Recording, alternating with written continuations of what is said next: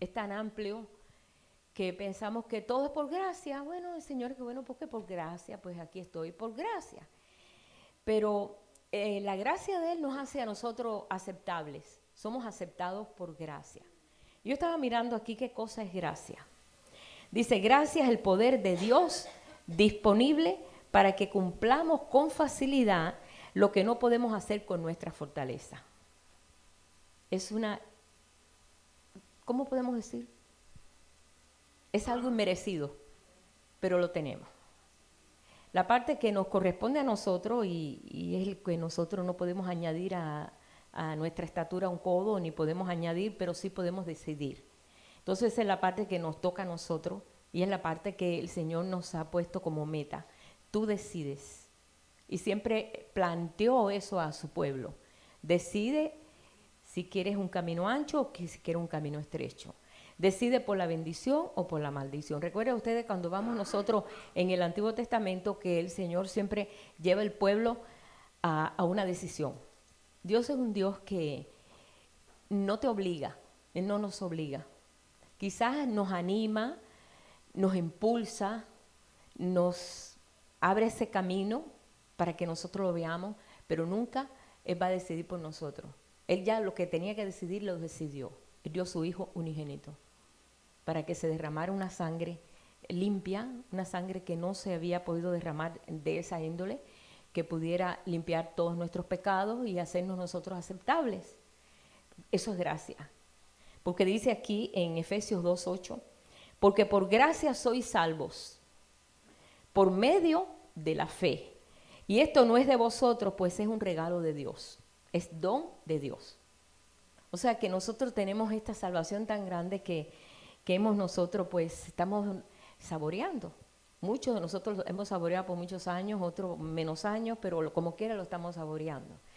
Y a través de esa gracia, nosotros podemos acercarnos confiadamente a su presencia, así, de facilito, y que Él nos escucha. Como alcanzar cosas que es increíble que Dios pueda intervenir en situaciones tan difíciles. Él puede, Él tiene licencia para todo. Él puede entrar en todos los ámbitos. O sea que en eso nosotros tenemos que empezar a conocerlo a Él en todo lo que es lo interior de Él, hasta dónde Él puede hacer o hasta dónde puede llegar. Y aunque es nuestro Dios y no hay otro y es uno, no podemos decir hay un Dios para esto, hay un Dios para la sanidad y hay un Dios para... No, es solo uno. Oye Israel, Jehová vuestro Dios, Jehová uno es. Cuando Jesús vino a la tierra dijo, yo y el Padre somos uno. Siempre declaró la unidad. Entonces, el plan de Dios es hacer esa misma unidad, pero con nosotros. Y nosotros a veces vemos a Dios aquí y nosotros aquí porque nos vemos tan malos o nos vemos tan, pues, nos falta. Sí, claro que nos falta. Yo sé que nos falta. Porque si el apóstol Pablo había alcanzado tanto y todavía dice, yo todavía no lo he alcanzado, pero prosigo al blanco.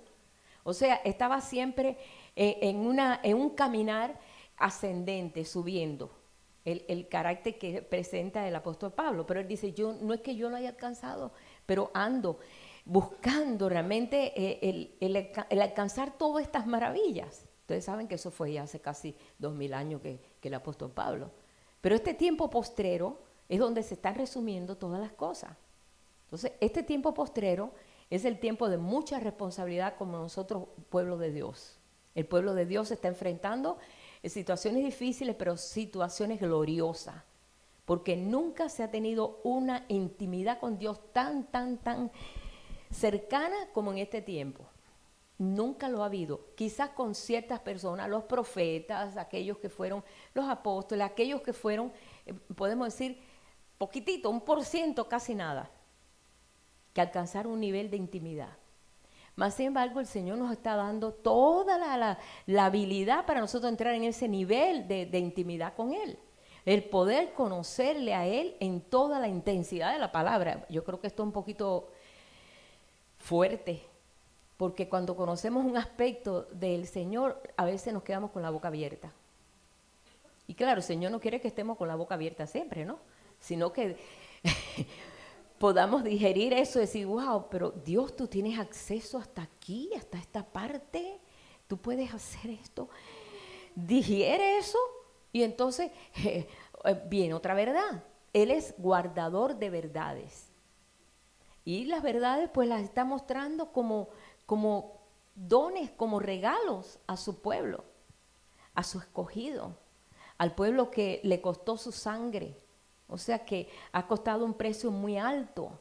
Yo creo que quizás ninguno de nosotros pues mandaríamos un hijo para que se derramara su sangre y poder salvar a la humanidad, ¿verdad? No podemos salvar a nadie así, pero nadie haría eso, un sacrificio de un hijo. Pero más sin embargo, Él se dio. ¿Por qué? Porque Él sabía toda la maravilla que iba a venir después. Por esta razón, Él abrió el camino.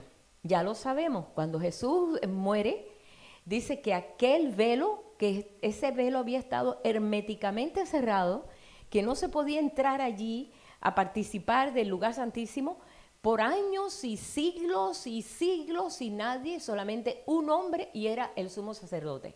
Y una sola vez al año. Y prepararse mucho porque si no allí quedaba. O sea que tenía pues facilidad de entrar, pero tenía sus condiciones. Y eso lo sabían todos. Era una persona determinada para ese trabajo. Mas sin embargo, el Señor, ese velo se rasgó y nunca se ha vuelto a empatar. Gracias a Dios. Para que todos pudiéramos entrar. Entonces, tenemos una entrada gloriosa, el ser parte de un proyecto de Dios, que el Señor está ahí esperando que ese proyecto se complete y nosotros a veces nos quedamos dando vuelta en el desierto porque decimos, ay, pero es que la responsabilidad es muy grande porque del lado allá tenemos que enfrentar enemigos, tenemos conciencia de enemigos. Ustedes saben que la conciencia del enemigo se despertó cuando el pueblo pasó el Jordán y entró en la tierra prometida. Ahí tuvo que enfrentar 7 naciones horribles, cada una era peor, pero ganó la guerra. Porque ahí ellos tenían que aprender realmente para qué habían sido ellos llamados. Lo tenían que vivir en la práctica.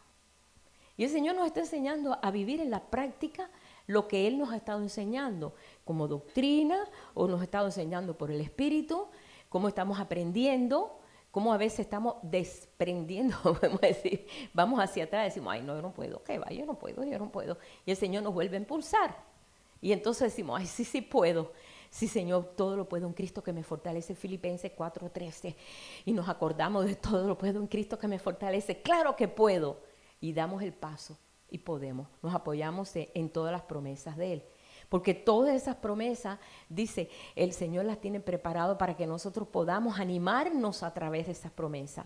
Dios promete y Dios cumple. Porque hay gente que promete y no cumple. Pero Él lo que promete, Él lo cumple. Así que nosotros estamos conscientes de eso. Él abrió el camino, Él fue quien decidió esta intimidad con Él. Esto salió de parte de Dios. De parte de Dios dijo, yo quiero tener esa conexión con mis hijos. Quiero hacerlos mis hijos. Y yo quiero llevar muchos hijos a la gloria. Quiero que ellos sean parte de este proyecto que yo tengo. Así que esto salió del corazón de Dios. Lo que sale del corazón de Dios, hermano, no se cancela, no falla. El Señor no puede decirse, cruzarse de brazos y fallé. No, es un plan que Él hizo, una decisión determinada de hacer esto. Él te invita y nos invita a todos, no le importa qué tribu, qué gente, qué nación, qué condición, qué condición académica tenga la persona o ninguna, no hay tribu, no hay nación que el Señor se ha dado a conocer y ha dicho, bueno, pues no, esta gente es muy ignorante. No, Él no hace acepción de persona. El Señor no hace acepción de persona. Él se da a conocer y nosotros somos los que respondemos. Esa es la parte nuestra. La parte nuestra es decir sí. La parte de Él ya está hecha, pero es la parte nuestra, la que el Señor está esperando. Por eso siempre vemos que todo se hace con un pacto. Y en ese pacto nosotros decimos, sí, Señor. Nosotros decidimos sí o no. Si decidimos sí, entonces Él va a cooperar para que todas las cosas sean, pero yo tengo que funcionar en esa línea. Estar consciente, es una responsabilidad. El pueblo de Dios en este tiempo es un pueblo que está lleno de responsabilidad, porque Dios le ha dado un llamado a crecer. Y nadie puede añadir a su estatura un codo, pero espiritualmente sí. Uniéndonos a Él, simplemente. Es que no hay otra forma de crecer que no sea conociéndole a Él y que se amplíe en nosotros el entendimiento espiritual. Nuestra alma, nuestro espíritu, está capacitado para recibir todas las verdades de Dios. Pero si está cargada de tantos argumentos y tantas cosas, eso hace pues ineficaz la palabra, hace ineficaz aquellas promesas que el Señor tiene, porque estamos cargados de tantas cosas que no podemos añadir algo más. Entonces tenemos que despojarnos de todo eso. ¿Qué le pasó a Eliseo? Cuando Eliseo era un siervo, era el siervo de Elías, él era el que le llevaba la comida a Elías, el que había que hacer esto, el que había que estarlo atendiendo, era su siervo, era su esclavo, vamos a poner la palabra así más, un poquito más fuerte, ¿no? Pero era el siervo, el que estaba aprendiendo de él. Pero cuando el Señor sabía la capacidad que había en este hombre, en Eliseo, y lo estaba preparando como siervo para hacerlo profeta, porque no podía ser un profeta si no era siervo primero, tenía que pasar por ese proceso de entender, que conocer y ver cómo Dios obraba. Cuando Elías se fue, dice, un carro de fuego, él se desprendió de su vestidura, que era una vestidura de pelo de camello, que era así como se vestía Elías. Y después vemos nosotros a Juan el Bautista que se vestía igual, porque está representando ese espíritu de Elías. Entonces, él se desprende de esa capa que tenía arriba, que la usaba siempre, que todo el mundo sabía, oh, ahí viene Elías, porque sí, esa vestidura es de Elías. Lo conocían por la vestidura, porque se vestía de pelo de camello, que es un animal de trabajo, es un símbolo, ¿no? O sea que podemos nosotros descubrir ahí el carácter del camello. Es un animal resistente, es un animal que solamente podía desarrollar con facilidad en el desierto, no otros animales como era el camello, etcétera, etcétera. Sabemos nosotros cómo es el carácter de este animal, pero como tipo él tenía esa capa. Cuando él se desprende de la capa y se la tira a Eliseo, para que Eliseo tome el lugar, Eliseo lo que hace es que se desnuda de lo que tiene, que era su vestidura de siervo. Él se despojó y entonces se puso la vestidura de Elías. Porque esas dos vestiduras no pegan. O se seguía vistiendo de siervo o se vestía de profeta. Y efectivamente él se despojó de toda esa ropa y entonces se puso aquella ropa que le había dado Elías y fue a cruzar el Jordán. Y para eso tenía que volver a cruzar el Jordán y tenía que abrir el Jordán otra vez. Y agarró la capa y dijo, que se abran las aguas. Así como el Dios de Elías lo abrió, el Dios mi Dios lo va a abrir. Y se abrieron el Jordán, que fue realmente una experiencia tremenda para Eliseo, porque nunca había tenido esa experiencia, pero había aprendido de su maestro. Pero él se tuvo que despojar de lo que tenía. Entonces nosotros estamos aprendiendo lo que es despojarnos de tantas cosas que nos tienen pues a veces hasta intoxicados. La falta de fe, el miedo, el temor, el terror, como mucha gente está viviendo hoy en día, las preocupaciones, lo que va a pasar, los problemas futuros, los problemas que pasan, muchos viven en un pasado. Y ese pasado les limita a dar un paso al futuro o al presente. Y ahí estamos atados a eso. Entonces, estamos aprendiendo en todas estas cosas y el Señor nos está ayudando a ahuyentar esa tiniebla, ayuntar completamente todo eso en nosotros. Pero la decisión, ¿de quién parte? De nosotros. Dios nunca va a hacer algo en contra de tu voluntad. Una decisión de amor. Cuando uno ama a una persona, nadie te obliga a ti a amar a esa persona. Cuando eso ha ocurrido, ha sido un fracaso, un chasco. No sirve, ¿verdad? No sirve. Estos matrimonios arreglados para que, bueno, porque le gustó a la mamá de este muchacho para esta muchacha y lo junta y al cabo no dura, porque no hay amor. Es un ejemplo muy barato, muy simple, pero en muchos casos estamos nosotros viendo esto.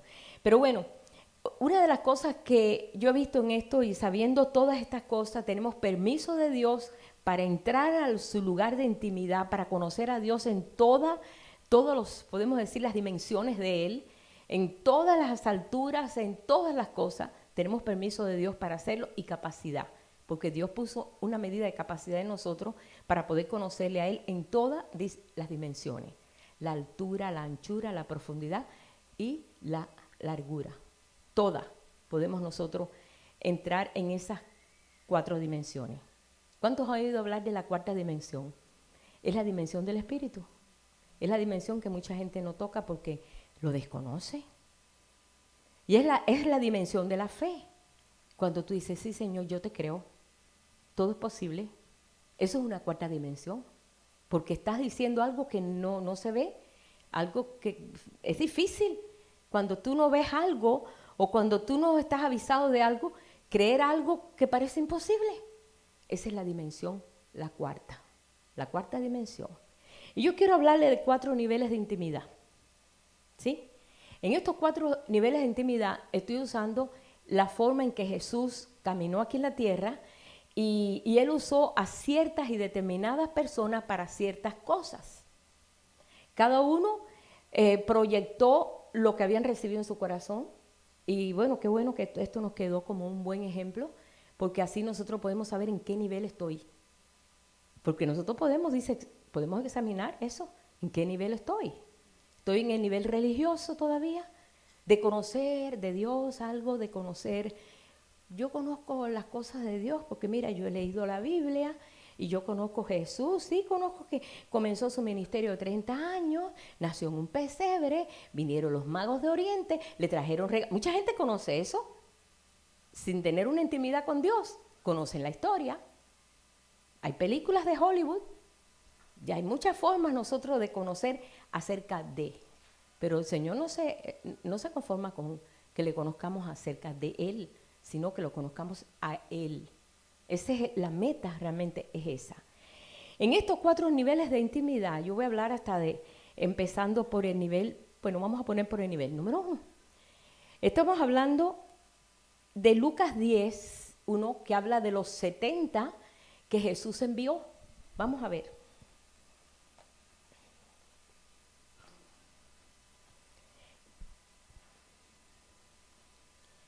Ya Jesús tenía sus discípulos. Ya Jesús tenía sus 12 discípulos. Ya había pasado por experiencias tremendas con los discípulos. Ya los discípulos conocían muchas cosas de Jesús. A veces dudaban, no quiere decir que estaban, a veces medio que dudaban porque veían que, tú sabes, ¿será este el Hijo de Dios? ¿Será este? Muéstranos el Padre, ¿verdad? Sabemos en qué nivel estaban. Pero bueno, aparte de eso, Jesús tenía también otros discípulos. Tenía muchos discípulos, pero los más cercanos eran los 12. Pero estos 70, dice, en el capítulo 10, verso 1 de Lucas, después de estas cosas, Jesús dice, designó el Señor también a otros 70, a quienes envió de 2 en 2 delante de él a toda ciudad y lugar a donde él había de ir. O sea que él todavía no había ido a esas ciudades y mandó 70 de 2 en 2. Un buen equipo.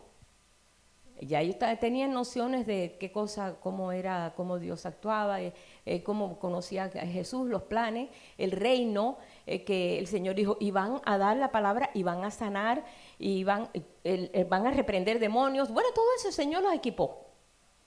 Y les dijo cómo tenían que caminar. Entonces les decía, la mies a la verdad es mucha, pero los obreros son pocos. Por tanto, rogad al Señor de la mies que envíe obreros a su mies. Y aquí yo os envío como corderos en medio de lobos. No llevéis bolsa, ni alforja, ni calzado, y a nadie saludéis por el camino. En cualquier casa donde entréis, primeramente decid, pase a esta casa. Y si hubiera allí algún hijo de paz, vuestra paz reposará sobre él, y si no, se volverá a vosotros. Y posad en aquella misma casa, comiendo y bebiendo lo que os den, porque el obrero es digno de su salario. No os paséis de casa en casa, ¿no?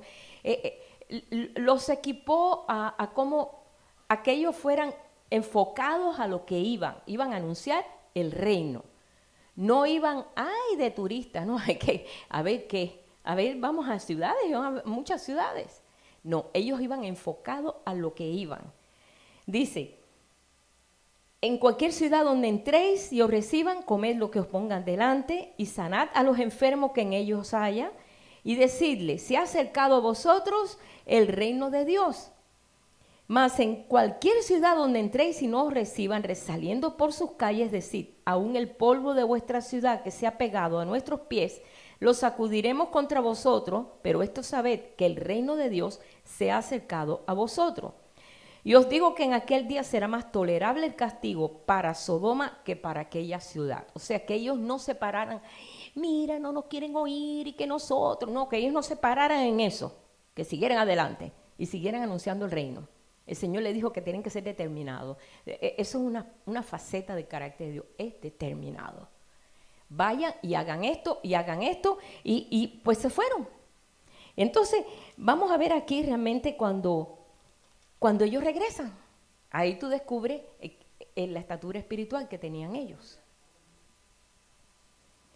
En el capítulo mismo, 10, pero verso 17, dice, volvieron los 70 con gozo. No se había oído hablar de Jesús en esos lugares. Jesús no había ido todavía. Eran como decir misioneros. Vinieron los 70 con gozo diciendo, Señor, aún los demonios se nos sujetan en tu nombre. Sorprendido. Yo creo que ellos no habían visto las veces que Jesús reprendió demonios, ¿verdad? Como los discípulos ya veían cómo el Señor pues hacía eso. Pero ellos yo creo que no.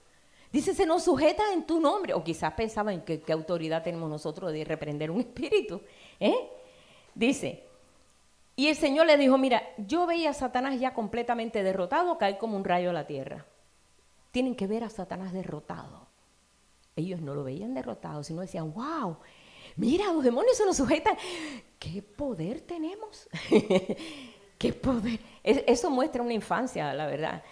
Ellos estaban conmovidos, emocionados, llenos de gozo de sentir el poder de Dios. ¿Saben que hay mucho pueblo de Dios que ahí se ha parado? Tan contento de, ay, qué poder tengo, wow.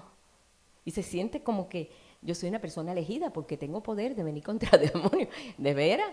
Y los buscan porque le llaman, óyeme, ese hombre tiene un poder y echar todos los demonios fuera. Y qué tremendo, qué poderoso. Pero eso no es todo. El Señor enseguida lo reprende. Y vamos a ver. Entonces el Señor le dice, mira, yo les doy potestad de hollar serpientes y escorpiones sobre toda fuerza del enemigo y nada os dañará. ¿No lo sabían? Pero entonces ahí es donde le pone la cosa y le dice, pero no se regocijen por eso. Eso es parte de lo que hay que hacer. Dice, sino regocijaos de que vuestros nombres están escritos en los cielos, de que haya una unidad y haya una comunicación, de que tu nombre sea conocido, de que tú tengas esa intimidad con Dios. Eso sí, regocíjense por eso. Lo otro es parte del reino. Reprender. Jesús reprendía a los demonios, no reprendió a aquel endemoniado gadareno que tenía una legión, que eran 1000 la legión de demonios. Y vivía en un cementerio, vivía en un sepulcro ahí, lo amarraban con cadenas, rompía las cadenas, era algo incontenible. Nadie podía acercarse a ese hombre. Y el Señor no lo enfrentó. ¿Y qué? Dice, el hombre volvió a su carácter cabal, lo vistieron, se fue a su casa y dice, y ve y dile en tu pueblo lo que Dios ha hecho contigo. Un cambio total.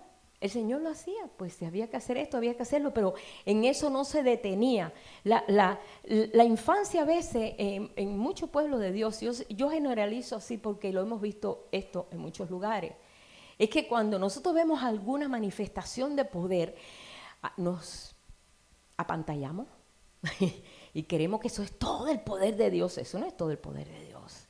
Eso es una faceta del poder de Dios. Hay muchas cosas que nosotros vamos a aprender en el camino de intimidad con Dios.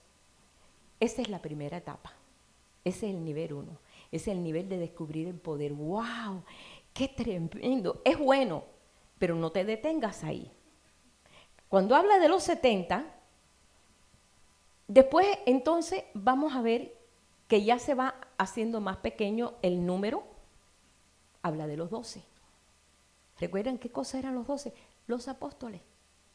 Los apóstoles tenían que vivir ahí con Jesús, tenían que ser discípulos, aprender de Él, escuchar de Él, conocer todas las cosas y todos los misterios que Él tenía, que los empezó a contar en forma de parábola, en forma de cuentecitos, que mucha gente no entendía. Sobre todo el sistema religioso no entendía las parábolas. Pero los discípulos tenían el acceso de decir, Jesús, ¿qué quisiste decir con ese cuentecito que hiciste ahí? Entonces Jesús le hablaba, pero ellos tenían permiso de poder, los 70 no. Los 70, yo digo, bueno, los 70 eran discípulos, pero ¿por qué no le dijeron, bueno, Señor, ¿y qué es eso de estar escrito en los cielos? ¿Y cómo es esto? Y empezar a indagar más, un poquito más cuando Dios nos habla. Pero los discípulos se acercaban. Estos 12 habla de gobierno. Este es un nivel, yo digo un nivel 2, todavía hay más niveles más profundos. Y ellos aprendían, pero los discípulos a veces dudaban. ¿No dudaban los discípulos? Una vez empezaron a preocuparse porque Jesús daba una palabra tan fuerte que dijeron, esto es imposible, ¿quién puede resistir esta palabra? Cuando Jesús comenzó a decir, porque mi carne es verdadera comida y mi sangre es verdadera bebida, y dijeron, ¿está loco? Y dice que desde ese momento muchos discípulos, yo creo que de los 70, no sé cuáles, porque Jesús tenía muchos discípulos, aparte de los 12. Dice, muchos discípulos comenzaron a irse, no resistieron la palabra, porque estaban en el nivel 1. No resistieron una palabra profunda. Entonces Jesús les volvía a decir, si ustedes también se quieren ir, y Pedro le dijo, no, Señor, tú tienes palabra de vida. Nosotros, mira, no entendemos esto, pero tú tienes palabra de vida. Esa es una actitud buena, porque no sabía cómo poder tragar esa palabra tan fuerte. Pero después empezaron, le dio el Señor la capacidad, porque Dios nos da la capacidad para entender espiritualmente. ¿Por qué? Porque Él está desarrollando esas áreas en nosotros. Pero esas áreas no se desarrollan metiéndonos nosotros en una biblioteca estudiando acerca de Dios. No, así nunca lo vamos a aprender, sino en nuestra comunicación con Él. No hay otra forma, no existe otra manera de conocer de Él si no es con Él. Podemos aprender mucho de Él por libros, pero eso no garantiza que Dios abra las áreas que tienen que ser abiertas en nosotros. Es una comunicación con Él, en esa unidad. Y eso, Dios nos ha dado el acceso a eso. Tenemos la facilidad para eso. ¿Por qué? Porque hemos sido hechos a su imagen y semejanza. Entonces tenemos una facilidad tremenda, pero todo depende de nosotros. Y estos discípulos, como os digo, a veces dudaban. No le dijo Tomás, Señor, pues no, si yo veo sugerir eso, yo creo, pero si no, yo no creo. Óyeme, ya llevaba 3 años y medio, todavía está dudando cuando Jesús resucita que si era Jesús o no era Jesús. Cuando Jesús hablaba de eso. Porque era difícil, hermano, a veces era difícil, se salían de la órbita, muy fácil. Y dudaban a veces y temorizaban. Cuando estaban en el bote cruzando el mar de Galilea, empezó aquel oleaje y ellos empezaron a asustarse. Caramba, si eran pescadores, los pescadores no se asustan por un oleaje. Pero era más el temor, yo no sé, y también que el Señor permitió que así aprendieran. Y Jesús durmiendo en el barco, ni se enteraba de la tormenta que había. Y aquellos peleando para que el barco no se hundiera. Y empezaron a tener temor. Entonces ahí mandaron a Jesús, Señor, mira que morimos, nos vamos a morir. Y Él le dijo, hombres de poca fe. Eso fue lo que le dijo. No le dijo, no, mijito, no, aquí estoy yo. No, si nosotros sabemos que Él está en medio de nosotros. El Señor no lo tiene que estar diciendo, hijo, yo estoy en medio de ti, yo tengo cuidado de ti. Ya lo sabemos, pero a veces no lo digerimos. Lo sabemos, pero todavía eso no ha pasado aquí a la digestión, ¿verdad? Y estamos en ese proceso. Pero bueno, ese es el nivel 2. Los 12 discípulos, que no eran perfectos, tenían sus altas y sus bajas, le preguntaban. Es más, hasta un día le dice Felipe, Señor, muéstranos el Padre y nos basta, por favor, Felipe. Si ya me viste a mí, ya viste al Padre. Todavía, hermano, no se habían dado cuenta que eran uno. Es que es muy difícil, hermano. Cuando metemos la mente es un estorbo, muchas cosas para Dios. Es más, la mente es un estorbo para la fe. Porque cuando tú estás pidiendo, estás clamando y sabes que Dios puede actuar aquí en esto, en algo imposible, la mente te dice, eso es imposible, ¿eh? Estás loco. Y si tú abres tu boca y se lo preguntas a cualquiera que no tiene esa poquita fe, te dice, oye, qué fanático, tú eres un fanático. Pues sí, no entiende. Entonces a veces tenemos que estar muchas veces con la boca cerrada. ¿Para qué? Para poder nosotros pues desarrollar esa fe, nosotros y Él. ¿Verdad que muchas veces tenemos nosotros que callarnos? Hemos aprendido eso en este último tiempo, porque nosotros éramos lo que, ¡bla! No, que no puedo, no, que no, y todo un negativismo horrible. ¿Y entonces qué pasa después? Pues perdemos la fuerza. Y entonces ya la fe se va debilitando, porque se debilita la fe, ¿sabes? Se debilita. Aunque es una semilla que ha sido puesta en nosotros, se va debilitando. Y llega un momento que se hace inactiva. Y está la semilla, pero está inactiva. Entonces, estos discípulos que fueron hermosos, preciosos, maravillosos, Dios abrió tremendo pues paréntesis en el mundo a través de estos 12 que fueron testigos. Pero esos todavía están en un segundo nivel. De ese nivel habla de 3 discípulos que fueron llevados a situaciones que no podían estar los 12. Pedro, Juan y su hermano Jacobo. Para casos así, de estos casos, el Señor solamente seleccionaba 3. 3 habla de testimonio perfecto. No quiere decir que Dios hace excepción de personas, no lo hace, pero ve el corazón. Y él ve el corazón que está dispuesto. Eso sí lo sabe. Dice que conoce los corazones, ¿verdad? Entonces, yo no sé qué halló en estos 3. Porque ustedes saben cómo Pedro era, aunque no vivió aquí con nosotros, pero nosotros hemos sabido tanto de Pedro, que era un hombre pues, que hablaba siempre, tú sabes, iba a enfrentar y tenía un carácter, pues, no era prepotente, no era porque era prepotente, sino que era muy impulsivo. Y el impulsivo habla y después, ay, lo que dije, y ya no puede parar. Pero vamos a ver por qué escogió a Pedro. Porque digo, bueno, padre, si tú escogiste a Juan y Jacobo, eran hermanos. Y Juan era el discípulo amado, precioso, que buscaba la presencia de Dios. Y Jacobo me supongo que era algo parecido. Porque Jacobo fue matado a espada, ahí en la cárcel. Fue mártir. No se habla tanto de él, pero siempre estaba con Juan. Recuerda que la mamá dijo, ay, Señor, yo quiero que en el reino cuando tú vengas ponga aquí a Jacobo y aquí a Juan, al lado tuyo. Mira, qué mamá, ¿verdad? Bueno, todas las mamás queremos lo mejor para los hijos. Y el Señor dijo, a mí no me toca hacer eso. El Señor le dijo, no me toca a mí, eso es elección del Padre. Pero eso a mí no me toca. Porque ellos amaban al Señor, de veras amaban al Señor. Pero hay un versículo aquí que me llamó la atención. ¿Por qué llamó a Pedro? Y yo quiero leérselo aquí. ¿Ok? Vamos a ver.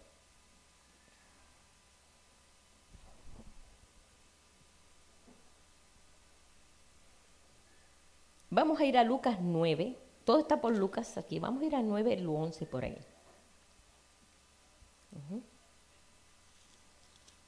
Vamos a ir por 9, 11.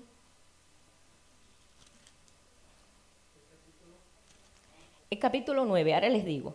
¿Ok? Bueno, vamos a, antes de llegar aquí a esta parte de Pedro, quiero que vean esta cosa que me llamó mucho la atención. Capítulo 9, verso 1, y vamos a ver que Jesús envía a los 12 exactamente igual que envió a los 70. Pero vamos a ver en la forma que actuaron los 12. Todavía estoy con los 12, me brinqué para los 3, pero todavía estamos en los 12.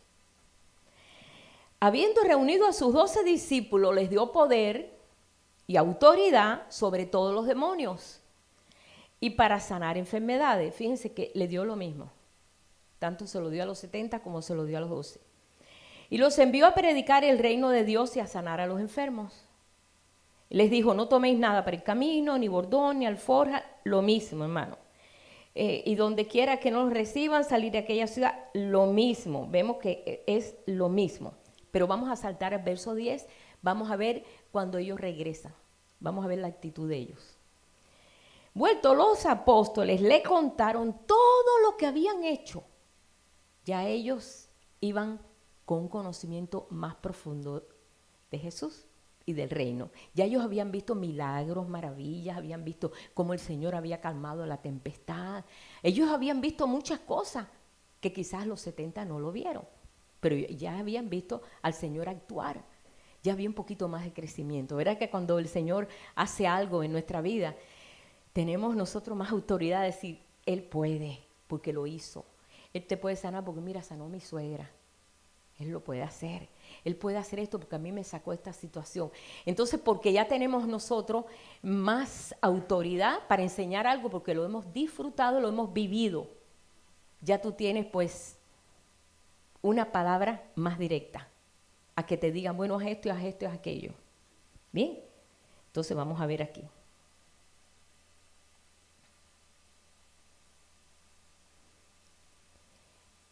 Y le contaron todo lo que habían hecho, y tomándolo se retiró aparte a un lugar desierto de la ciudad llamada Berseba. Cuando la gente lo supo, fíjense, ellos en ningún momento le dijeron, Jesús, en tu nombre se nos sujetan los demonios. Aleluya, aleluya, gloria a Dios. No. Observa que es diferente la actitud. Nada más que dijeron, mira, Señor, sí, recibieron, están esperando que tú llegues, Señor, estás listo todo. Pero no hablan de más nada, pero quiero que vea aquí qué pasó. Entonces la gente se fueron a Berseba y la gente empezaron a seguirle, ahí en las aldeas y todo, y le agarró el desierto. Bueno, en Israel donde quiera es desierto, así que les agarró el desierto, no había comida, no había lugar donde comer ni nada. Entonces le dice a los discípulos, denle de comer.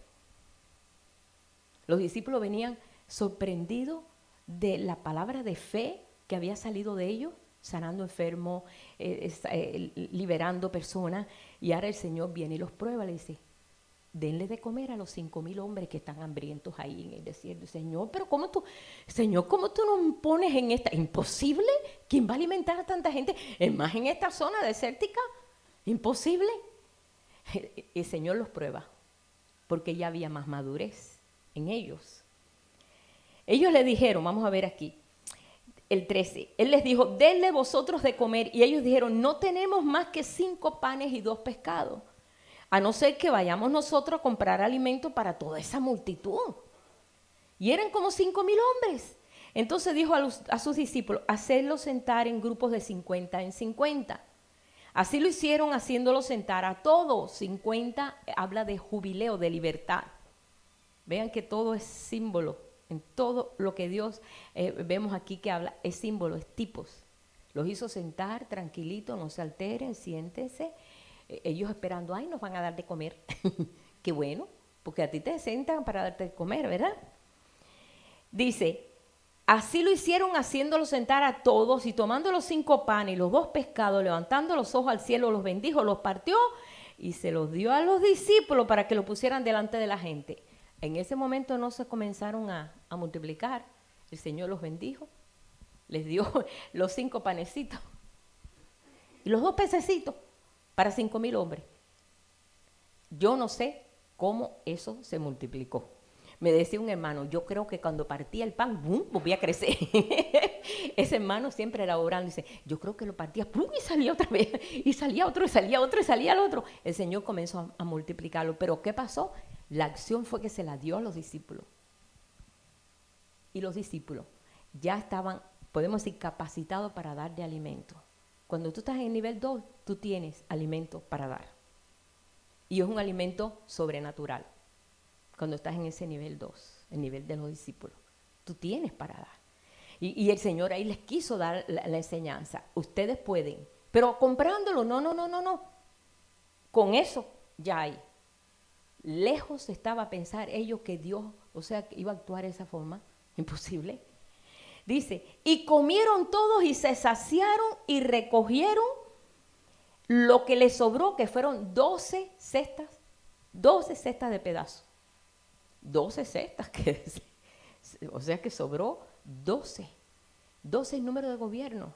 Si vas ahí a la tipología, 12 es número de gobierno. O sea que había para alimentar todavía a muchos más. Pero vamos a ver la confesión de Pedro. Aconteció que mientras Jesús oraba aparte, estaban con él los discípulos, habían pasado por esa experiencia. Les preguntó diciendo, ¿quién dice la gente que soy yo? Ellos dijeron, bueno, unos dicen que tú eres Juan el Bautista. Que ya sabemos que Juan el Bautista ya lo habían ya decapitado, ya lo habían matado. Otros dicen que tú eres Elías. Y otros dicen que algún profeta de los antiguos que ha resucitado. Bueno, y él les dijo, ¿y vosotros quién que soy yo? ¿Ustedes? ¿Qué opinión tienen ustedes de ustedes? Entonces respondiendo Pedro dijo, tú eres el Cristo de Dios.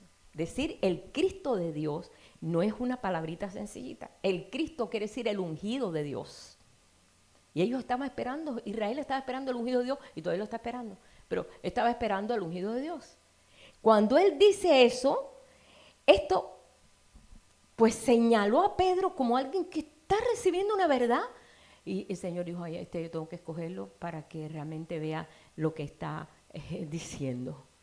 Y fue uno de los 3 que escogió para llevarlo al monte de la transfiguración. No fue por el carácter de Pedro, no fue sino porque Pedro tenía la seguridad, porque se lo reveló el Espíritu de Dios, de que él era el Cristo de Dios. Él no le dice, bueno, tú eres el hijo de José y María. No, tú eres bueno, pues tú eres un profeta. No, él le dijo, tú eres el Cristo de Dios. El carácter impetuoso, ¿verdad? Ahí sí funcionó bien. Ahí sí le dio buena testimonio al Señor. Y el Señor lo escogió en esos 3. Qué tremendo que nosotros podamos conocer que Él es el ungido.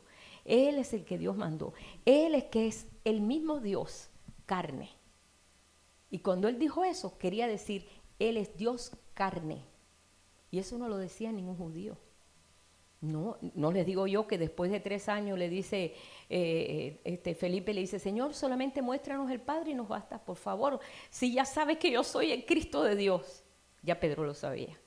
Por eso Pedro fue llamado a la transfiguración cuando Jesús escogió 3 discípulos para que subieran al monte alto y ahí tuvieran una revelación tan grande que ellos quedaron en shock. El Señor le dijo, ustedes no digan nada de esto a nadie hasta que yo resucite, porque esto no los van a entender.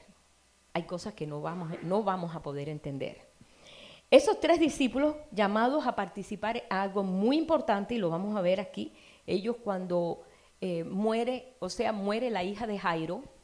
Jairo era uno muy importante de la sinagoga. Muere la muchachita. Y vemos nosotros ahí que está Jairo buscando a Jesús. Había escuchado que Jesús sanaba y que aún se escuchaba que también resucitaba muerto. Pero la hija no se había muerto todavía, estaba muy grave. Y entonces él fue a buscar a Jesús. Cuando va a buscar a Jesús, ahí se atraviesa aquella mujer, ¿verdad? Que venía pues con el flujo de sangre.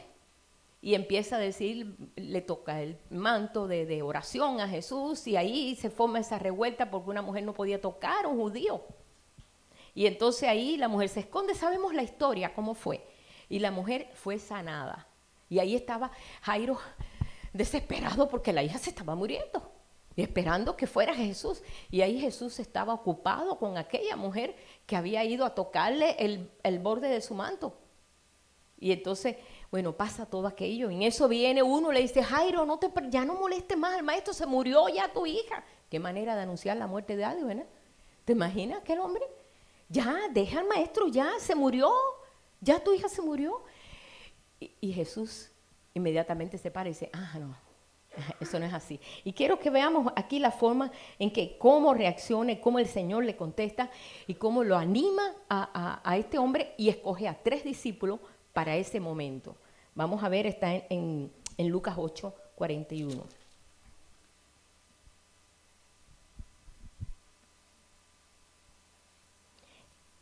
Entonces vino un varón llamado Jairo, que era principal de la sinagoga, y postrándose a los pies de Jesús le rogaba que entrase en la casa, porque tenía una hija única, como de 12 años, que se estaba muriendo. Pero mientras iba, la multitud lo oprimía.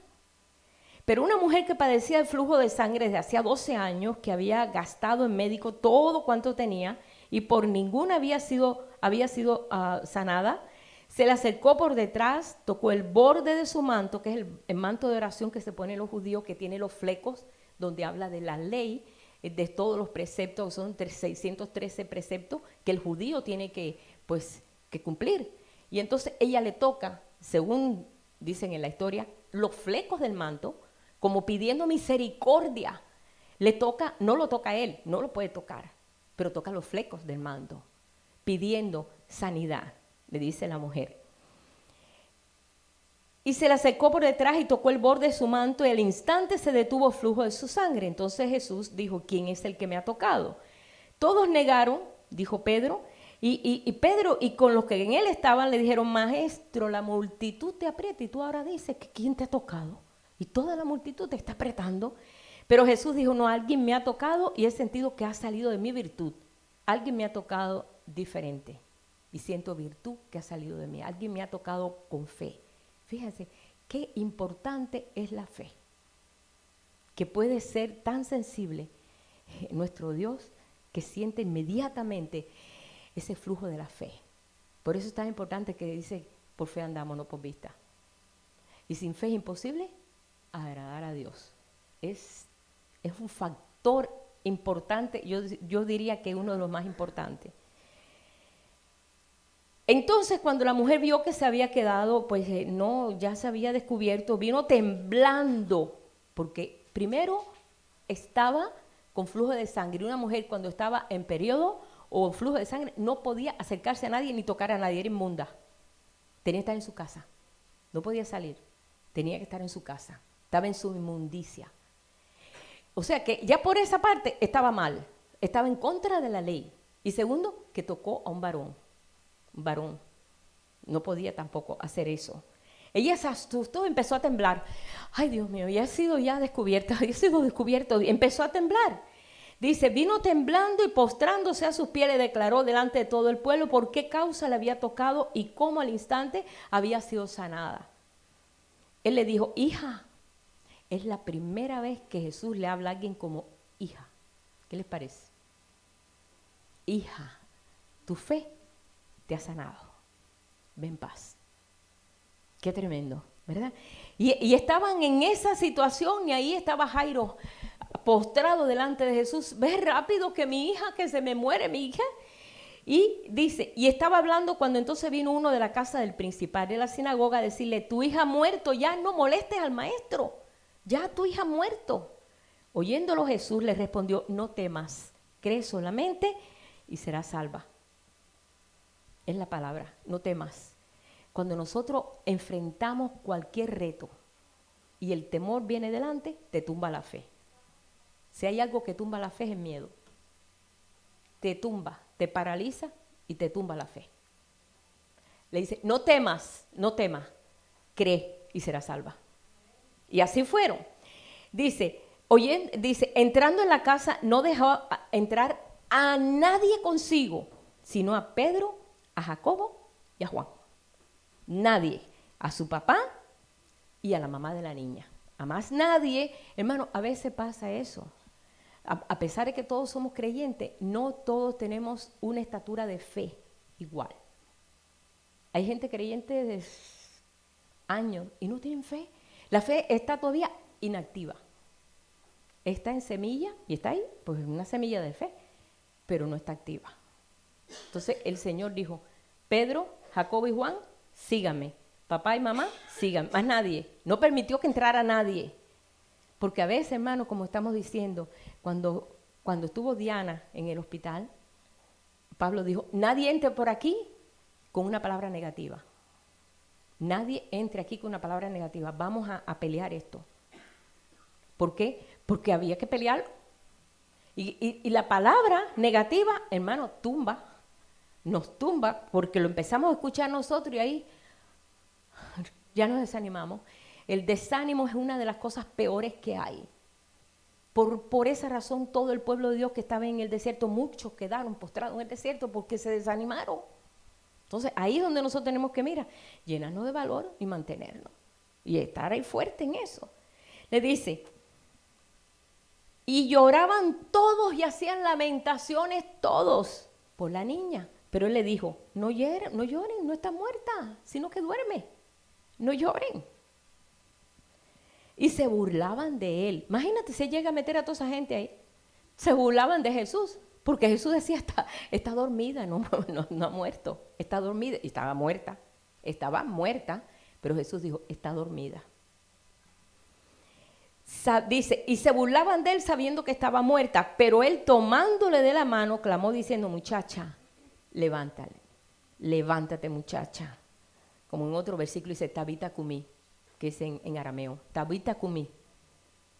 Y dice, entonces su espíritu volvió, porque sí se había muerto, dice, e inmediatamente se levantó y él le mandó que le diese de comer. Así de sencillo. Jesús no se apantallaba, pero mira, qué milagro hice, qué tremendo, estaba muerta, mira, la levanté. Y sus padres estaban atónitos, pero Jesús les mandó que a nadie dijese lo que había sucedido. Los padres se quedaron en shock. ¿Por qué? Porque eso no pasaba. Eso no, resucitar a alguien. Y eso lo presenciaron Pedro, Jacobo y Juan. ¡Wow! ¡Qué tremendo! Pues ellos fueron reservados para ir al monte de la transfiguración. Estaban capacitados. Mira, si el Señor no nos revela tanto, es porque todavía no estamos capacitados. Y esto no está hablando de salvación, no. Salvación tenemos todo, pero es capacitación, entendimiento. Dios no te da más de lo que tú puedes cargar, porque Él es justo. Dios es un Dios justo. Él te da a medida que tú vas asimilando, te da. Es como nosotros cuando tenemos un bebé. Cuando tú tienes un bebé, tú no le metes un plato de arroz con frijoles. ¿Qué pasa? Se muere. Pues ni masticar sabe. Entonces, tú empiezas con lo más sencillo hasta que digiere eso y va pasando el tiempo, ya su estómago va formándose y llega un momento que más y papitica y papita y compotita y esto, hasta que ya pues el niño ya crece y ya se va desarrollando y ya va comiendo más fuerte. Igual, es igual. Pero ya estos estaban capacitados porque ya habían recibido todo lo que, pues, algo muy profundo, que era ver una persona muerta resucitar ahí delante de ellos. Qué interesante. En Marcos 9, verso, creo que es el 2. Vamos a ver.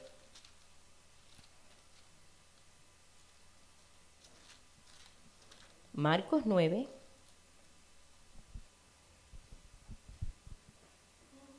En verso 2,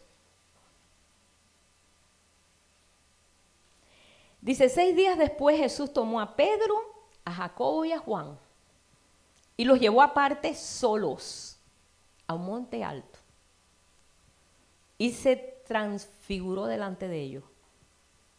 O sea, comenzó a cambiar todo, pues ellos creen que veían un sueño, que veían una visión, ellos no podían asimilar todo, a pesar de lo que ya conocían de Jesús, todavía esto era algo impactante. Porque la experiencia que tuvieron, hermano, todavía nosotros hemos tenido una experiencia así tan tremenda de ver aparecer a Moisés y Elías. ¡Ah! Dos gente de otra etapa. Eso era algo, mira qué bueno. Ahí vemos a Juan, Pedro, Juan y Jacobo. Comenzó Jesús a transfigurarse y sus vestidos se volvieron resplandecientes, muy blancos como la nieve, tanto que ningún lavador en la tierra los puede hacer tan blancos. Y les apareció Elías con Moisés, que hablaban con Jesús, y ellos mirando todo aquello. Entonces Pedro le dijo a Jesús, maestro, bueno es para nosotros hacer aquí 3 enramadas, maestro, y aquí nos quedamos, y este monte, esto está tremendo. Esto está tremendo aquí. Podemos hacer 3 enramadas. Es lo que estaba hablando de la fiesta del tabernáculo. La fiesta de los tabernáculos es esa fiesta en la cual se hacen enramadas y se vive por todo ese tiempo, creo que son una semana o 10 días, algo así. Se vive ahí y se come del fruto de esas ramas. Ahora en Israel tuvieron la fiesta de los tabernáculos y toda la gente hizo tabernáculos y ahí estuvieron metidos. Ellos lo hacen en lo natural, pero nosotros lo estamos haciendo en lo espiritual, comiendo del fruto. ¿De qué? Del fruto que Él nos ha dado. El fruto es amor, gozo, paz, paciencia, benignidad, bondad, fe, mansedumbre, templanza. Es el fruto que el Espíritu ha puesto en nosotros porque está en nosotros esa semilla. Dice, Entonces Pedro cuando dijo eso, vamos a hacer 3 enramadas, una para ti, otra para Moisés y otra para Elías. Porque no sabía, dice aquí, porque no sabía ni lo que hablaba. Dice en ese versículo 6, bueno, a veces Pedro no sabía lo que hablaba, pero bueno, ahí tampoco sabía lo que hablaba, porque estaba en shock. Cuando uno está en shock uno dice muchas boberías, ¿no? O dice cosas que fuera de lugar. Pero bueno, dice, pues estaban espantados, estaban asustados. Nunca habían visto eso. Habían visto gente resucitar, habían visto cojos caminar, habían visto ciegos ver, pero no habían visto esto de ver ahí a Moisés y Elías. Para un judío, Elías y Moisés son sagrados. Todavía en las sinagogas hay una silla que le llaman la silla de Elías. Y cuando circuncidan a un niño, están esperando que aparezca Elías para decir, este es el Mesías. ¿Saben eso? Fíjense qué respeto le tienen a Elías. Y están esperando, porque Elías va a venir a restaurar todas las cosas. Ellos están esperando un hombrecito que se va a sentar en esa silla a decir, yo voy a restaurar todas las cosas. Cuando ya él vino a restaurar todas las cosas. Pero bueno, están esperando una cosa natural. Y ahí está la silla de Elías. Siempre hablan de la silla de Elías. Y de Moisés, mi respeto. Moisés es Moisés es pues el patriarca principal de todo el trabajo en el desierto y todo. Para eso respeto, Moisés era lo más grande. Nos dio de comer el maná. No, a Moisés nadie se le podía hablar más de Moisés. De buenas a primeras ellos ven a Elías y Moisés hablando con Jesús. ¿Cómo no? Espérate, no, esto parece sueño, no puedo. Y se empezaron a asustar. Dice, entonces vino una nube que les hizo sombra. Y desde la nube una voz que decía, este es mi hijo amado, a él oíd. Este es el llamado último de este tiempo, escucharle a él. ¿Cómo yo puedo escucharle a él? En el lugar santísimo, en el lugar de su intimidad, en su cuarto secreto. Ahí es donde lo puedo escuchar. Y luego cuando miraron, no vieron a más nadie consigo. Dice, si no es Jesús solo. ¿Dónde se fue Elías y Moisés? ¿Dónde están? Fue una experiencia muy tremenda, dice. Y entonces descendiendo ellos al monte, Jesús les mandó que no dijesen lo que habían visto, sino cuando el Hijo del Hombre hubiese resucitado de los muertos. Y guardaron la palabra entre sí. Yo digo, bueno, por eso no puso a Tomás, ni puso a Felipe. Ya me di cuenta por qué había escogido estos 3 hombres, ¿verdad? Dice, y guardaron la palabra entre sí, discutiendo, ¿qué sería aquello de resucitar de los muertos? ¿Qué sería aquello? Y le preguntaron diciendo, ¿por qué dicen los escribas que es necesario que Elías venga primero? Le preguntaron a Jesús. Respondiendo Jesús les dijo, Elías a la verdad vendrá primero y restaurará todas las cosas. Y como está escrito, ¿y cómo está escrito del Hijo del Hombre que padezca mucho y sea tenido en nada? Pero os digo que ya Elías vino y le hicieron todo lo que quisieron, como está escrito de él. Está hablando de Juan el Bautista. Pero hoy se está levantando un ministerio, Elías, como en los días de Elías, un ministerio de restauración. Y ese ministerio que, Señor, eso es lo que ellos estaban hablando allí. Moisés, que representa la ley, pero Elías, que está representando la gracia, está representando el plan completo de Dios, la obra de Dios completo. O sea que vemos esos ejemplos y eso lo experimentaron 3. Pero ese es el tercer nivel. Ahora falta el nivel principal, que es la 4ª dimensión. Juan. ¿Quién quedó realmente en un llamado profundo por la fidelidad? Porque Juan no era el elegido, él no era el elegido de Dios porque era Juan, el importante, no. Es que Juan decidió por él. Juan decidió por Jesús. Tanto era así que él apoyaba su cara, su cabeza en el pecho de Jesús. Pero no crea que lo hacía para, tú sabes, destacarse. Mira, me quiere más a mí, me quiere más a mí. No, sino para escuchar a Jesús. Y eso es algo que realmente el Señor anhela. Porque él escuchaba de Jesús. Tanto fue así que cuando dijo, uno de ustedes me va a entregar, le dijeron, Juan, dinos quién. Porque todo lo oía Juan. Juan todo lo oía.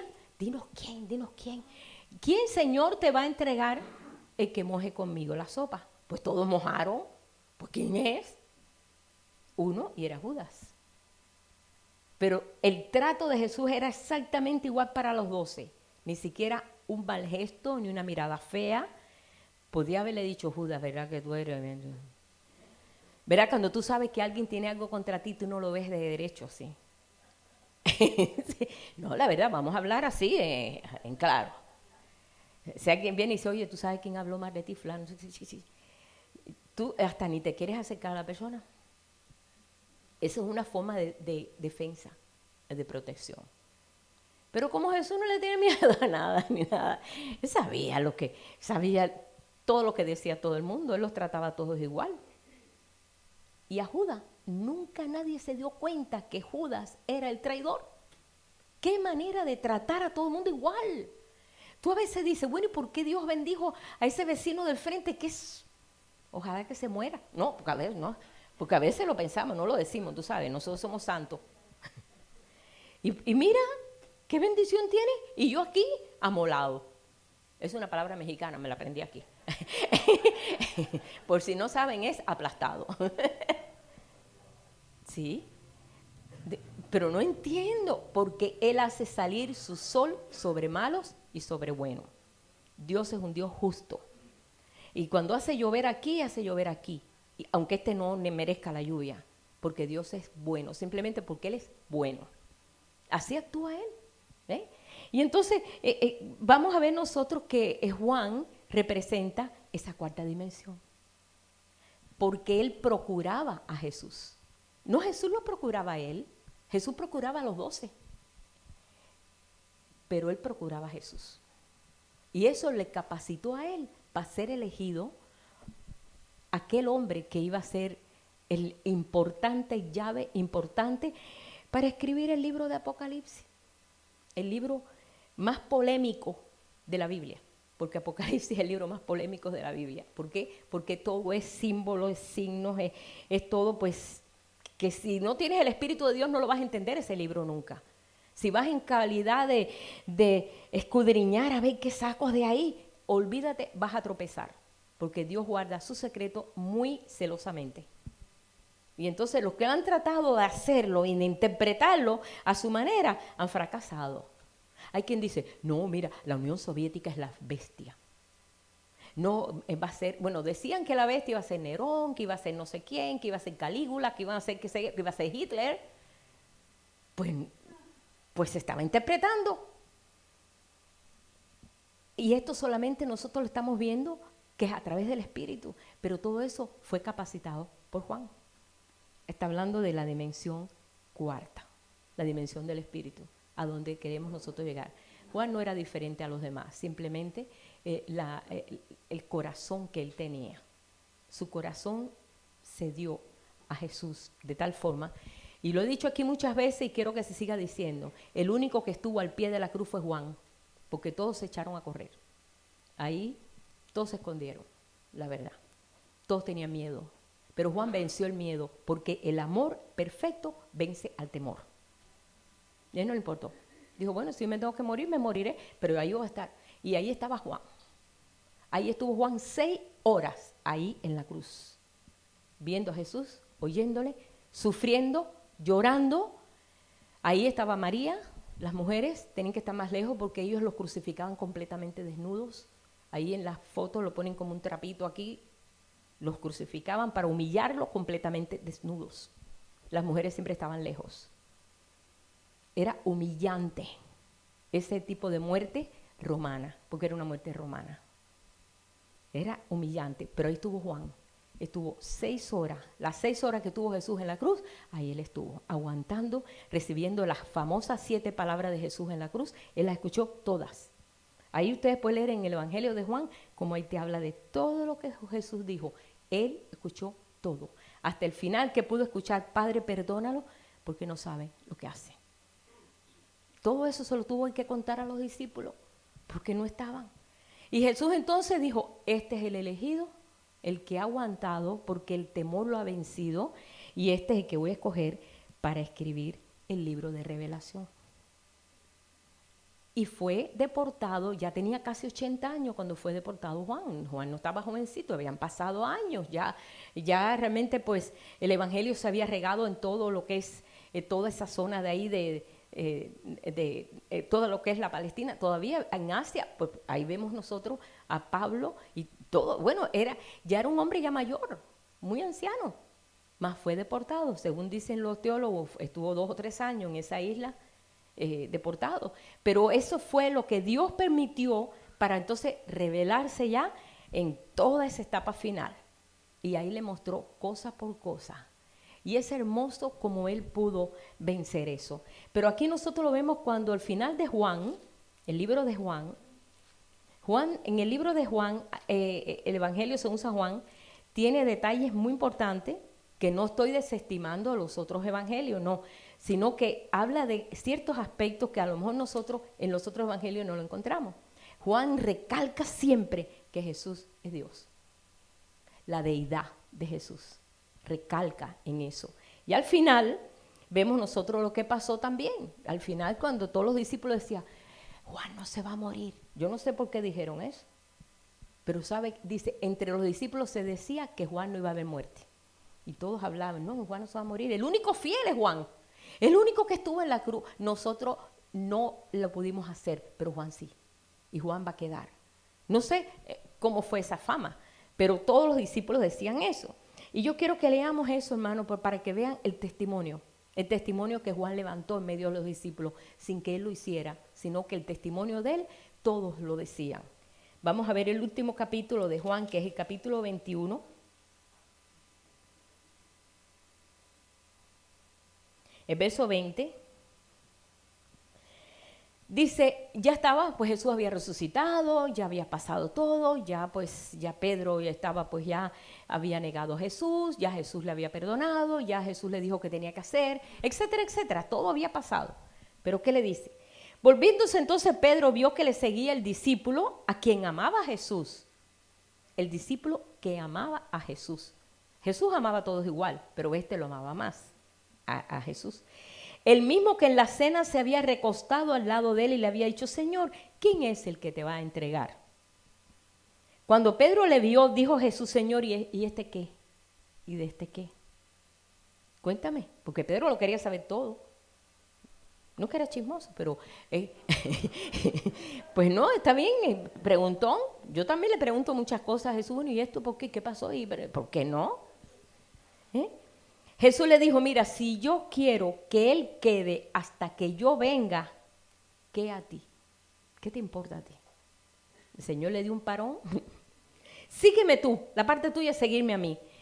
Porque este dicho se extendió entonces entre los hermanos que aquel discípulo no moriría. Fíjense. Pero Jesús no le dijo que no moriría, sino le dijo, si yo quiero que él quede hasta que yo venga, ¿a ti qué? ¿Qué a ti? Este es el discípulo que da testimonio de estas cosas, escribió estas cosas y sabemos que su testimonio es verdadero. Y hay también otras muchas cosas que hizo Jesús, las cuales si se escribieran una por una, pienso que ni aún el mundo cabrían los libros que se habrían de escribir. Eso lo dijo el apóstol Juan. Mis respetos. Él llegó a esta cuarta dimensión paso a paso, como estamos nosotros llegando también. El plan de Dios es que nosotros podamos entender con todos los santos todas las dimensiones del Espíritu, todo lo que Dios ha puesto en nosotros, que conozcamos los misterios de Dios. Todavía nosotros nos paramos afuera y vemos la estrella, cuando hay corridas de estrellas, pero qué tremendo. Y todavía no conocemos nada, ni el espacio conocemos. ¿Verdad que nos sorprendemos cuando vemos cosas y cuando vemos noticias y cuando todavía estamos nosotros aprendiendo y conociendo cuando el Señor ha abierto su gran cielo? Dice, yo he abierto delante de ti mi tesoro, el cielo, para que nosotros podamos conocer todas las cosas en un tiempo tan difícil como este tiempo nos ha costado vivir. Porque este tiempo es difícil. Ya lo sabemos, ya lo hemos anunciado y ya sabemos que el Señor nos ha capacitado para enfrentar este tiempo. Es un tiempo malo. Pero aparte que es un tiempo malo, un tiempo glorioso, porque nos ha capacitado y nos ha dado todas las herramientas para nosotros hacerle frente a este tiempo. Por eso, él fue preparando a todos los discípulos, pero Juan se aventajó. ¿No se han fijado que a veces en la escuela, bueno, yo no sé, a mi hermanito le pasó, mi hermano más chiquito era muy inteligente, y se aburría en la escuela, en el primer grado, se aburría porque él iba muy, muy adelantado. Entonces la maestra se lo tuvo que sentar al lado, irlo adelantando para que no se aburriera. porque no querían ir a la escuela y se hacía que estaba enfermo y no quería ir y una tragedia. Y entonces dice que me aburro. Mi mamá habló con la maestra y dijo, sí, es muy inteligente. Yo lo voy a sentar al lado mío y yo le voy a estar dando más material en primer grado. Y ya no se aburrió. Ya, ¿por qué? Porque él estaba aventajado y él quería adelantar y no podía porque aquellos no se adelantaban y tenía que seguir 1 y 1, 2, 2 y 2, 4. Cuando ella estaba ya en la tabla de multiplicar y todo en primer grado. Se aburría. Entonces, ¿qué pasa? No vamos a detenernos nosotros para que otros se detengan, sino nosotros vamos a seguir adelante. Vamos nosotros a mantenernos, somos ejemplo. Juan fue un ejemplo tremendo, porque cuando vemos a Juan aquí en la isla de Patmos, Juan en ningún momento estaba, ay, pobrecito de mí, yo aquí, si soy evangelista, ahora no tengo quien predicar, ay, qué desgracia la vida. No vemos a Juan así. Vemos a Juan en el Espíritu, gozando en la presencia de Dios en una isla desierta, aprovechando para todavía conocer más de Él.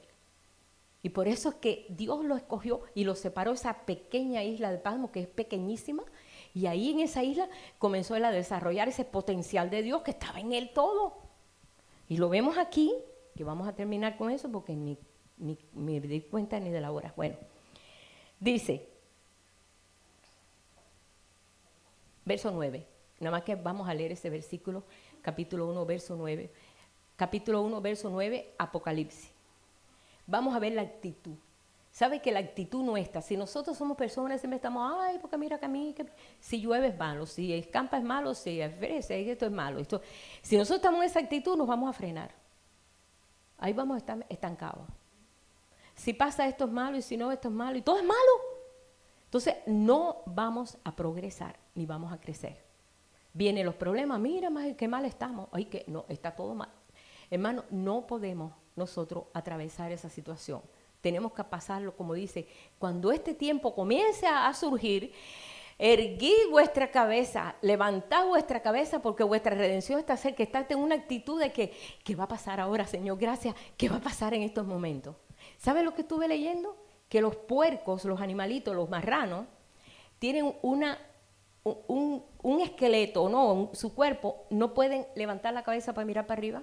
¿Saben ustedes eso? Ellos no pueden mirar para arriba como el caballo, como el perro, como el gato, como otros animales. No. La forma que tienen su cuerpo no los capacita a mirar para arriba. Es un tipo, el puerco, el marrano. No, nosotros no nos vamos a parecer marranos, para nada.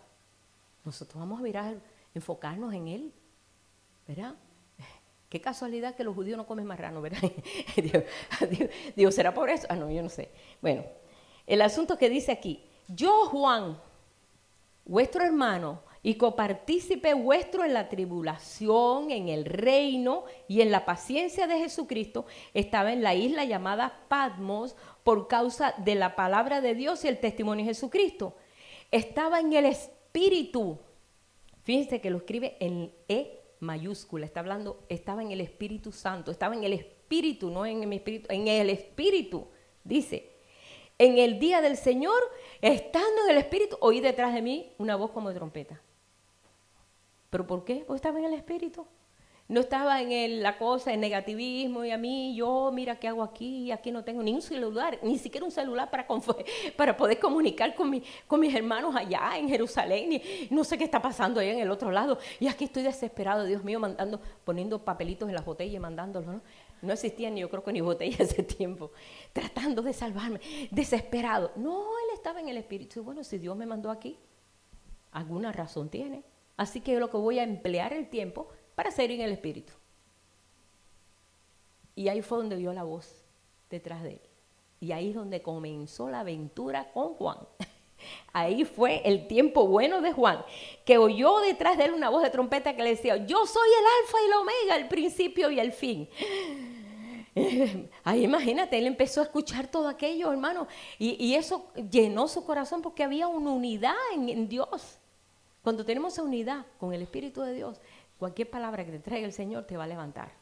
Yo veo a este hombre levantado. No lo ve derrotado ni una sola vez. Léanse los 22 capítulos de Apocalipsis y ustedes van a ver un hombre que no ha se ha llenado de temor ni de miedo. Solamente lo vemos un poco débil así cuando empieza a llorar y llorar y llorar porque no había quien abriera el libro, los 7 sellos del libro.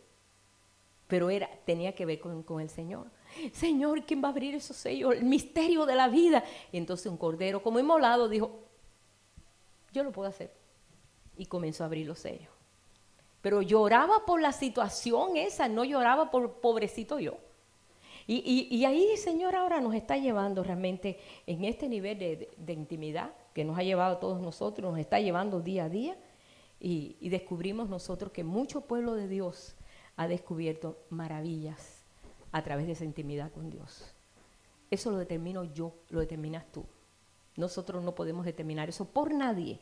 Aunque oremos por alguien, Señor, que pueda conocerte a ti sí podemos interceder, yo no digo que no, podemos interceder por la gente, por hermanos, personas que están pues lejos de la verdad de Dios o están en la primera etapa o quizás no están en ninguna etapa. Sí podemos interceder, porque el Señor dice oremos unos por otros.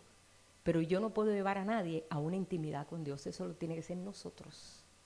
Y yo te estoy invitando a ti, hermano, porque estamos en tiempos difíciles, tiempos en que tenemos que estar bien dispuestos y tener nuestro corazón bien puesto, sabiendo que el plan perfecto de Dios es que nosotros nos acerquemos a Él, porque Él ya se acercó a nosotros. La parte de Él está hecha, la parte mía es la que tiene que estar hecha. Nosotros somos los que nos estamos acercando a Él, allegándonos a Él, conociendo todas estas maravillas. Es podemos decir, una etapa evolucionaria. Estamos evolucionando, ¿sí? Porque estamos saliendo de toda tiniebla y de toda cosa natural a una etapa espiritual. Eso es una evolución, pero una evolución buena, no la evolución que, pues esa loca que dice, que de una lagartija se volvió un hombre, no, por Dios. Dios no hace basura. Dios hace animales y hace personas a su imagen y semejanza. Pero vemos cómo grandes hombres de Dios pudieron descubrir esto. ¿Cómo nosotros no lo vamos a hacer? ¿Sabes cómo puedes hacerlo? Rindiéndote a Él. Diciéndole a Él, yo quiero, Señor. Vamos a ponernos en pie. Yo quiero realmente que descubramos en qué etapa de intimidad estamos. Y que no nos detengamos. Que no nos detengamos en esta etapa, sino que sigamos, dice, prosigamos al blanco, prosigamos, no me quiero detener. Como dice el canto, yo no me quiero estancar en esta situación que estoy viviendo, sino te quiero conocer. Dios se ha dado a conocer, hermano, y nosotros queremos conocerlo. Yo te lo paso, hermano, para que tú seas quien determine. Yo determiné ya. Señor, para mí, tú eres lo máximo. Yo quiero conocerte en todas las dimensiones. No quiero que falte una dimensión que yo no te conozca. Yo quiero conocerte en todas las dimensiones. Ahora esta es la parte tuya. Amén. Padre, estamos poniendo esta pregunta en medio de tu pueblo.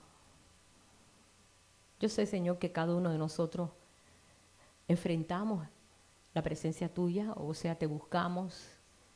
Algunos te buscan por la necesidad, otros te buscan porque simplemente te aman y quieren buscarte porque te aman, como cuando amamos a alguien queremos estar siempre con esa persona. Otros, Señor, pues hasta ignoran. Pero esto, Señor, solamente tú, que nos has dado toda libertad y la gracia tuya, se ha abierto para que nosotros podamos conocerte en toda esta dimensión, Padre. Nosotros abrimos nuestros corazones a ti, Señor. Padre, queremos conocerte. Queremos conocerte como tú quieres ser conocido. No como la religión quiere que te conozcamos. No como aquellos, Señor, idealistas quieren que te conozcan. Como un líder revolucionario o como un líder religioso. No, Señor, te queremos conocer como Padre, como el Dios eterno, como el Dios que todas las cosas han sido hechas por ti y que te estás revelando día a día, Señor, mostrando, Señor, la gracia tuya. Yo te doy gracias por esa gracia tuya, Señor, que nos alcanza a todo, porque tú dices que si somos salvos es por su gracia. Y no es don de nosotros, sino es un don tuyo. Y ya sabemos, Padre, que hemos alcanzado esta gloria. Pero sabes, Señor, no me conformo, quiero más. Yo quiero entender más. quiero conocerte más, quiero relacionarme más contigo, Señor. Padre, aquí yo pongo a mis hermanos, Padre. Yo no les pregunto porque tú les estás preguntando y ellos están contestando. Hermano, yo quiero que tú le contestes al Señor. Ahí donde tú estás, contéstale al Señor. Vamos a dar ese tiempito, contéstale al Señor, sí, yo quiero, Padre.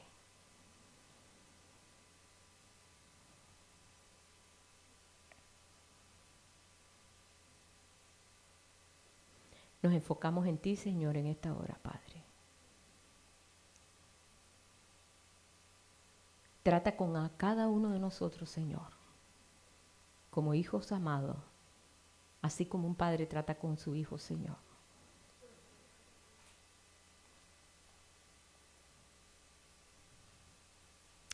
Gracias, Jesús. Gracias, Padre. Te damos gracias, Padre. Bendito tu nombre. Amén, Jesús. Gloria al Señor.